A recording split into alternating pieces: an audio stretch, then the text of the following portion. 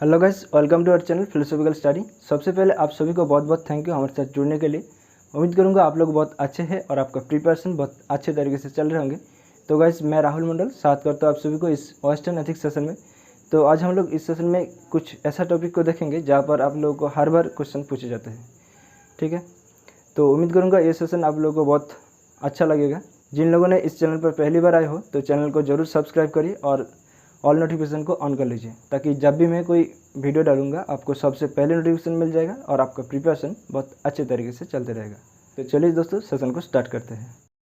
तो गाइज, हमारा पहला कॉन्सेप्ट है कार्डिनल वर्च्यूज। तो कार्डिनल वर्च्यू ये प्लेटो के द्वारा दिया गया था। ठीक है, ये जो रिपब्लिक ग्रंथ है उनका, ठीक है, उसी पर ये डिस्कस किया है। और कार्डिनल वर्च्यूज 4 है। कौन कौन सा है? प्रूडेंस, फोर्टिट्यूड, टेम्परेंस और जस्टिस।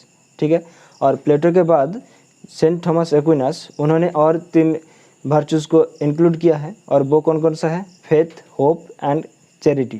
ठीक है, तो ये टोटल 7 हो गया। तो ये 7 वर्च्यूज़ को जाना जाता है कार्डिनल वर्च्यूज़ के नाम से इन कैथोलिक फेथ। ठीक है, in addition to advocating good habits of character, virtue theorist hold that we should avoid acquiring bad character traits और वाइसेस, तो such as cowardice, right, insensibility, injustice and vanity. तो guys, जो virtue है उसका अर्थ है जो कुछ अच्छा है, मतलब जो गुड कैरेक्टर्स है, राइट, जो गुड बिहेवियर है, बहुत सारे वर्च्यूज़ है। और उसका ऑपोजिट जो बैड कैरेक्टरिस्टिक्स है और बैड बिहेवियर है, कि बहुत सारे वाइसेस हो गए। तो हम लोग कार्डिनल वर्च्यूज़ जो प्लेटो का दिया गया था वो 4 कार्डिनल वर्च्यूज़ को देखेंगे।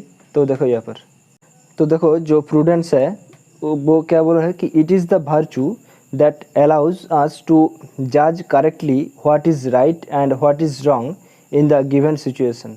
तो गाइज, यहाँ पर एक सिचुएशन दिया हुआ है। तो यहाँ पर बोला है कि जो प्रूडेंस है वो जज करेगा कि कौन सा राइट है और कौन सा रॉन्ग है। तो वो सिचुएशन क्या है कि देखो, when we mistake the evil for the good we are not exercising prudence, in fact we are showing our lack of it. Okay, अब देखो जो फोर्टिट्यूड है ये मोरल वर्च्यू है that ensures firmness in difficulties and consistency in the pursuit of the good. तो ये fortitude जो virtue है वो एनेबल्स करता है कि one to conquer fear, even fear of death, and to face trials and persecution. तो बेसिकली ये फोर्टिट्यूड जो वर्च्यू है वो परसुएशन के बारे में बात किया है। ठीक है, अब देखो जो temperance is the moral virtue that moderates the attraction of pleasures and provides balance in the use of created goods। तो गाइज, ये टेम्परेंस जो वर्च्यू है वो मॉडरेट की तरह काम करता है कि जो अट्रैक्शन ऑफ प्लीजर है और जो गुड्स क्रिएटेड है, ठीक है, उनमें से बैलेंस करने के काम करता है। तो temperance is often praised in the Old Testament. ठीक है, do not follow your base desires but restrain your aptitudes. और लास्ट में है जस्टिस। तो justice is the moral virtue that consist in the constant and firm will to give their due to God and neighbour. तो देखो, justice towards God is called the virtue of religion. Okay, अब इसको और अच्छे से समझ में आ जाएगा ये नेक्स्ट स्लाइड पर। तो प्रूडेंस क्या है? The ability to make right choices in life. It tells us what we should do in order to be faithful to Jesus. Okay, और जस्टिस क्या है? वो helps us to live honestly by respecting the rights of others. An unjust person thinks only of him और herself their needs. तो justice virtues हम लोगों को मदद करता है कि सत उपाय से जीने के लिए और दूसरों को रेस्पेक्ट करने के लिए।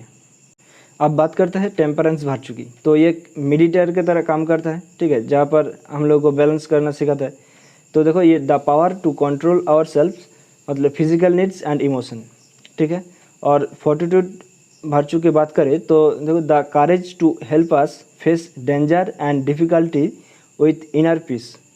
It allows us to carry out our duties even if it requires great sacrifice and sufferings. For example, the martyrs of our church. Okay, तो ये सारे अपने कॉपी पर लिख लो, ये इम्पोर्टेंट है। अब नेक्स्ट पे आते हैं। तो गाइज एथिकल ईगोइज्म के बारे में बात करने से पहले ईगोइज्म के बारे में कुछ बात करना चाहता हूँ। तो ईगोइज्म ये क्या है? तो गाइज ईगो क्या है ये तो आप लोग समझते हो कि खुद के बारे में बात करना है, खुद का तारीफ खुद ही करना, ठीक है। तो ये एक तरह का ईगोइज्म है। आप लोगों को और एक ईगो आता है जब आप लोग पेपर में बैठते हो, तो आप लोगों को अगर सपोज़ कोई लॉजिक का क्वेश्चन नहीं आ रहा है तो आप लोग उसको छोड़ते नहीं हो, ठीक है, उसको बैठे बैठे बनाते रहते हो और आपका टाइम जाता रहेगा। तो ऐसा नहीं करना है, ठीक है। पेपर में ईगो को साइड पर रख कर आंसर करना है। 1-2 मिनट इतना टाइम नहीं है, ठीक है, 1 ही मिनट दीजिए एक क्वेश्चन के ऊपर। अगर नहीं हो रहा है तो उसको छोड़ कर निकल जाइए, ठीक है। अब egoism is a form of consequentialism because it asks you to weigh up what actions would be good for your own self interest. तो यहाँ पर देखो self interest is the keyword, ठीक है। मतलब ये अपने चॉइसेस के बारे में बात करना चाहते हैं, ठीक है। और देखो it states that one should not as altruistic does sacrifice one's own interest to help others' interest, so long as one's own interest as subsequently equivalent to the others' interest and well-being। तो altruism में आप क्या करते हो कि आप खुद का इंटरेस्ट को सेक्रीफाइस करते हो दूसरे के मदद करने के लिए, ठीक है। तो और ईगोइज्म क्या है कि ये आप खुद का इंटरेस्ट को गिव अप नहीं करते हो। तो ईगोइज्म में आप लोग क्या करते हो कि प्रोटेक्ट योर सेल्फ, तो you have a duty to protect your self, ठीक है।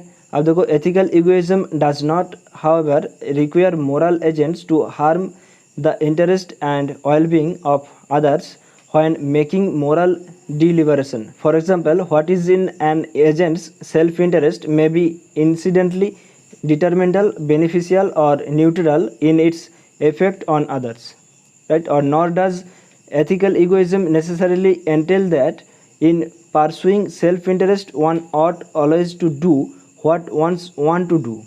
तो जेम्स रेसेल्स के भाषा में कहे तो एथिकल इगोइज्म ये सेल्फिशनेस है, ठीक है, but it does not endorse foolishness. तो एथिकल इगोइज्म ये क्या है? ये सेल्फिशनेस है but it does not endorse foolishness.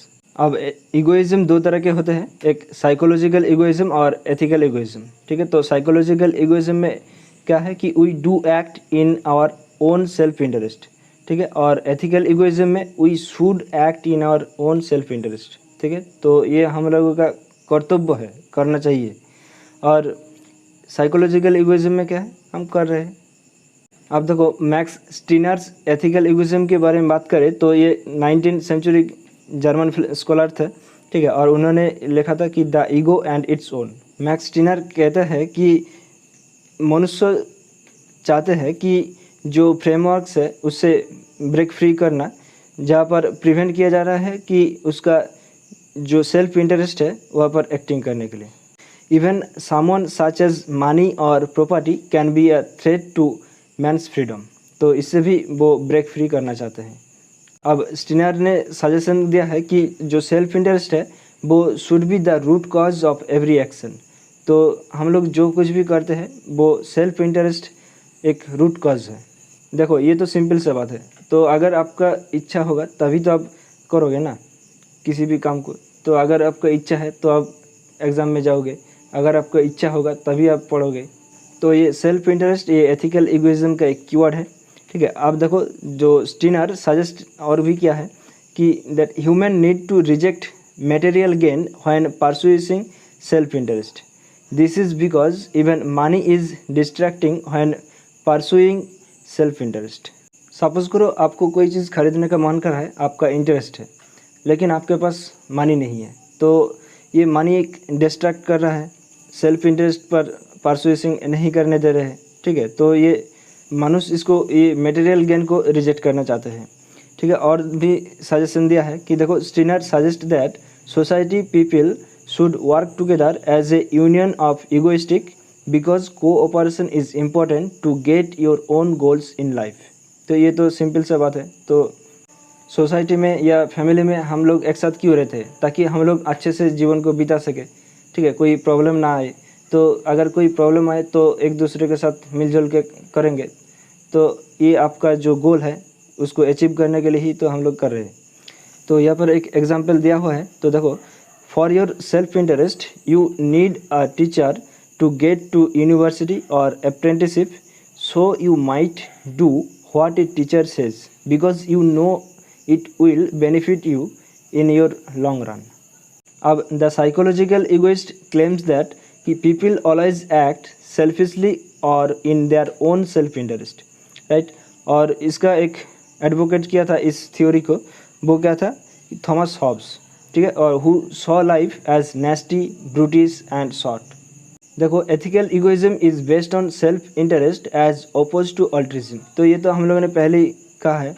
तो सेल्फ इंटरेस्ट देखो, वंस पर्सनल इंटरेस्ट और advantage especially when pursued without regard for others, often seen as self serving, ठीक है। और जो अल्ट्रिज्म है वो क्या है कि disinterest and selfless concern for the well-being of others. Okay, so this basically means that the person has a duty to act in a way which pleases them and helps them meet their own goals. अब altruism का definition हम लोग देखेंगे, one's behavior or action that benefits others while risking oneself.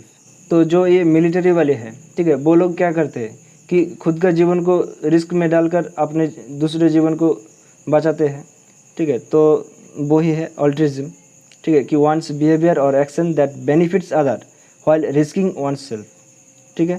तो altruism जो term है उसका जो रूट वर्ड है वो क्या है, ऑल्टर, ये लैटिन वर्ड है, ठीक है। इसका अर्थ है अदर। तो अल्ट्रिज्म का अर्थ क्या है कि लिविंग फॉर अदर, तो दूसरे के लिए जीना, selfishness and unselfish regard for the welfare of others, ठीक है। तो ये बेसिकली सिंपल से बात कहा है। देखो, altruism refers to an individual acting in a way that will decrease its own survival chances but improve the survival chances of another individual. तो ये घूम फिर के एक ही बात कह रहा है कि दूसरे के लिए जियो, ठीक है, दूसरे के प्रॉब्लम में आप हाथ बढ़ाओ, ठीक है, और उसको मदद करो। तो अगर दूसरे के लिए अगर खुद का जीवन जोखिम में डालना पड़ेगा तो भी कोई बात नहीं, ठीक है। आप देखो, अल्ट्रिज्म दो तरह के डिवाइड होते हैं, एक बायोलॉजिकल अल्ट्रिज्म और दूसरा है साइकोलॉजिकल अल्ट्रिज्म, ठीक है। तो बायोलॉजिकल अल्ट्रिज्म में क्या है कि किन सिलेक्शन थ्योरी है और रेसिप्रोकल अल्ट्रिज्म थ्योरी है, ठीक है। और साइकोलॉजिकल अल्ट्रिज्म में क्या है कि नेगेटिव स्टेट रिलीफ मॉडल है और एम्पैथी अल्ट्रिज्म मॉडल है। ये थ्योरी क्या है और ये मॉडल क्या है ये आप लोगों को जानने की कोई ज़रूरत नहीं है, ठीक है। इतना ज़्यादा डीप में क्वेश्चन नहीं पूछेगा। अब नेक्स्ट कॉन्सेप्ट की बात करें तो देखो, इमोटिविज्म। तो देखो, इमोटिविज्म मतलब इमोशन से जुड़ा हुआ है, राइट। तो देखो, an ethical theory which says that moral statements are just expression of feelings and और इमोशंस। तो ये एक नॉन कोग्निटिव थ्योरी है, ठीक है। और ethical statements can not be prove true और फॉल्स। तो ये इमोशन को कैसे आप ट्रू या फॉल्स में कन्वर्ट करोगे, तो ये सिंपल सा बात है। देखो, therefore objective moral laws do not exist. तो देखो, जो 1923 में एक ग्रंथ प्रकाश किया था, द मीनिंग ऑफ मीनिंग, ठीक है, वो ग्रंथ लिखा गया था I.A. रिचर्ड्स और C.K. ऑगडन, ठीक है। उस ग्रंथों पर ये आवेगवाद को सर्वप्रथम देखने को मिलता है। तो देखो, व्हाट इज़ इमोटिविज्म। तो emotivism is a non cognitive meta ethical theory है, ठीक है। Non cognitivism says that good, bad, right, wrong have no actual existence and that morality is a matter of personal feelings और opinions. और emotivism states quite simply that ethical language is only used in expression of feelings. So when we say murder is wrong, so we are not saying that it is immoral, we are saying that we don't like the idea.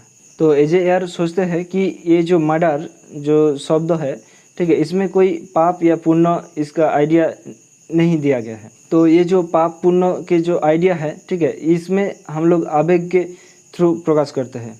तो यार कहते हैं कि ये जो moral statements है, ठीक है, उसमें लिटरली और मीनिंग नहीं है। तो वहाँ पर सिर्फ और सिर्फ जो इमोशन है, एक्सप्रेशन है, ठीक है, वो एक्सप्रेशन ऑफ फीलिंग्स है। तो ये इमोटिविज्म लिंक करता है रिलेटिविज्म के साथ, जहाँ पर रिलेटिविज्म कहता है कि there can be no known और फिक्स्ड मोरल ट्रूथ्स। तो ये इमोटिविज्म में जो देखो, जो 1920 में जो वियना सर्कल हुआ था, ठीक है, वहाँ पर इमोटिविज़म ये थ्योरी आया था, ठीक है, और ये डेवलप किया गया था लॉजिकल पॉजिटिविज़म के द्वारा। तो लॉजिकल पॉजिटिविस्ट कौन कौन सा है कि मॉरिस सिल्क, राइट, रुडलफ कार्नेप और एजे एयर, सीएल स्टीवेंसन, राइट, और पॉल एडवर्ड्स। तो ये सारे लॉजिकल पॉजिटिविस्ट हैं। तो इससे द्वारा ये इमोटिविज़म थ्योरी है उसको डेवलप किया गया था। तो वहाँ पर बोला है कि देखो, one what can be tested can be meaningful, और एयर ने कहा है कि ए statement is meaningful only if it can be verified. और एयर ने इन्फ्लुएंस था डेविड ह्यूम के द्वारा, ठीक है, और ह्यूम बिलीव करता है कि sentiment is the source of right and wrong, ठीक है, और सेंटिमेंट तो हमारे इमोशन के साथ जुड़ जाता है, राइट। तो you help someone because you have feelings, not because of reason, ठीक है। और Ayer explained ethical statements and moral judgments as emotive responses expressing feelings. Okay, अब नेक्स्ट, तो यहाँ पर कुछ एथिकल और मोरल स्टेटमेंट्स दिया हुआ है कि war is wrong, right, euthanasia is right, और कैपिटल पनिशमेंट इज़ राइट। तो are the ethical statements on the left analytic और सिंथेटिक? तो ये सारे एनालिटिक भी नहीं है और सिंथेटिक भी नहीं है, ठीक है। और देखो, what does Ayer concludes about ethical statements? They are meaningless. तो एयर आर्ग्यूड दैट एथिकल और moral statements are not analytic and not synthetic. तो एनालिटिक क्या है कि वेरीफाइड बाय डेफिनेशन, और सिंथेटिक क्या है कि verified by empirically. Therefore object moral law do not exist. तो अब ये लिख लो कि एयर का जो थ्योरी है इमोटिविज़म के साथ, वो क्या है, प्योर इमोटिविज़म, और जो स्टीवेंसन का है वो क्या है, मॉडिफाइड और क्वालिफाइड इमोटिविज़म, ठीक है। अब बात करेंगे प्रेस्क्रिप्टिविज़म, जो कि RM हेयर ने दिया था। प्रेस्क्रिप्टिविज़म मतलब प्रेस्क्राइब करना, ठीक है। तो ये किसने दिया था? ये RM हेयर ने दिया है, ठीक है, ये H नहीं M होगा, ठीक है। और देखो, एग्रीज विथ एयर, तो RM हेयर एग्री करता है एयर के साथ कि moral statements are expressions of opinion but also prescribing our opinions to others. ये कहता है कि मोरल स्टेटमेंट्स ये एक्सप्रेशन ऑफ ओपिनियंस है, लेकिन ये ओपिनियन दूसरे को प्रेस्क्राइब करने की बात कर रहा है, ठीक है। कि देखो, murder is wrong is equals to you ought not to murder and neither should I. अगर कोई कहता है कि मर्डर ये गलत है, तो इसका अर्थ यही है कि हमको भी ये मर्डर नहीं करना चाहिए और ना तो तुमको। अगर मच्छर बैठ के आपको काटेगा तो आप उसको मारोगे नहीं, ये भी तो एक मर्डर ही है जोक्स अपार्ट, ठीक है। अब नेक्स्ट स्लाइड पे आते हैं। तो ये देखो, RM हेयर का चित्र दिया हुआ है, तो ये इसका हेयर तो नहीं है, ठीक है। तो the function of moral principle is to guide conduct. तो ये कहा है कि जो मोरल प्रिंसिपल का फंक्शन है वो हम लोगों को गाइड करता है कि कंडक्ट करने के लिए। तो देखो, हेयर का जो थ्योरी है कि hair claimed that ethical statements are not just expressions of our feelings, but moral language is also prescriptive, which means that it tells us how we ought to live or how we ought to behave. अब ये देखो, moral judgments are prescriptive, expresses certain behavior. Moral judgments have universal qualities, right? और ethical statement say what ought to be done, right? और universal prescriptivism is superior, ठीक है। और every one should do the same in similar situation. और ethical statements expresses will और wishes, और moral statements are objective, और moral statements comment behaviour. तो ये सारे अपने कॉपी पे लिख लो, ठीक है, इससे बहुत ज़्यादा क्वेश्चन पूछा जा सकता है। अब नेक्स्ट स्लाइड पे आते हैं। Hare's theory is called prescriptivism, right, it prescribes what a person should do. तो it is like a doctor's prescription in that it will vary from person to person. तो जो डॉक्टर है वो किसी रोग का इलाज करने के लिए वो प्रेस्क्राइब करता है, ठीक है, वो ये दवा ले लो, ये दवा ले लो, ठीक है। तो वो क्या लिख रहा है वो खुद को भी नहीं पता, तो उसका हैंडराइटिंग अगर आप देखोगे ना तो आपको कुछ भी नहीं समझ आएगा, ठीक है। वो सिर्फ जो मेडिसिन वाला है उसको भी समझ आते हैं और जो लिखता है उसी को। तो देखो, when a person says you shall not murder, this is not just an expression of personal revolution at the thought of killing, it also means that everyone should follow this moral truth. Okay, तो RM hair के 2 किताबें हैं, ठीक है, वो भी लिख लो। The language of moral और द प्रोमिसिंग गेम्स। ठीक है, तो ये भी याद रखो। तो अब हम बात करेंगे जीई मूर्स का जो इंट्यूशनिज्म है। तो देखो, तो इंट्यूशनिज्म ये जीई मूर का है। तो इंट्यूशनिज्म का अर्थ है स्वज्ञावाद। तो in place of ethical naturalism Moore proposed intuitionism. ठीक है, और उन्होंने कहा है कि ये जो गुड है, मतलब जो अच्छा ही है, भालो है, ठीक है, उसको डिफाइन नहीं किया जा सकता है, वो इनडिफाइनेबल है, क्योंकि वो एक सिंपल आइडिया है। अगर कोई चीज़ में जो गुडनेस है वो रहेगा, मतलब जो भालत है, ठीक है, जो अच्छा ही है, अगर कोई चीज़ में रहेगा तो उसको डिफाइन किया जा सकता है, लेकिन सिर्फ और सिर्फ जो गुड है, ठीक है, उसको डिफाइन नहीं किया जा सकता है। और गुड क्या है, ये एक नॉन नेचुरल प्रॉपर्टी है, right. We know what yellow is and can recognise it whenever it is seen, but we can not actually define yellow. तो हम लोग एक्चुअली जो योलो है, ठीक है, उसको हम डिफाइन नहीं कर सकते, लेकिन हम उसको पहचान सकते हैं, राइट। और हम जानते हैं कि योलो क्या है।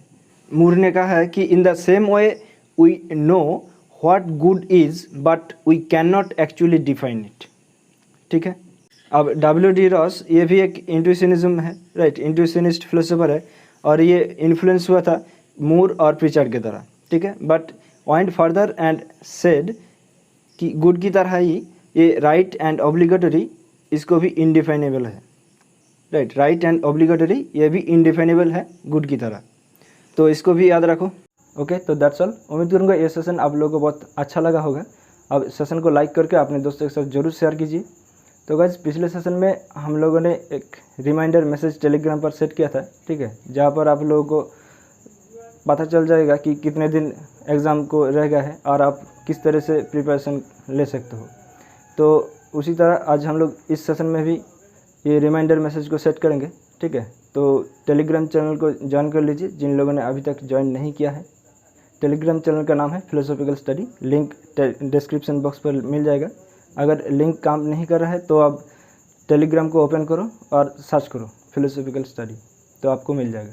ओके, तो मिलता है नेक्स्ट सेशन पर, मॉक टेस्ट सेशन होगा, ठीक है। आप लोग उसको भी एनरोल कर लीजिएगा, ठीक है, लिंक आपको टेलीग्राम पर मिल जाएगा।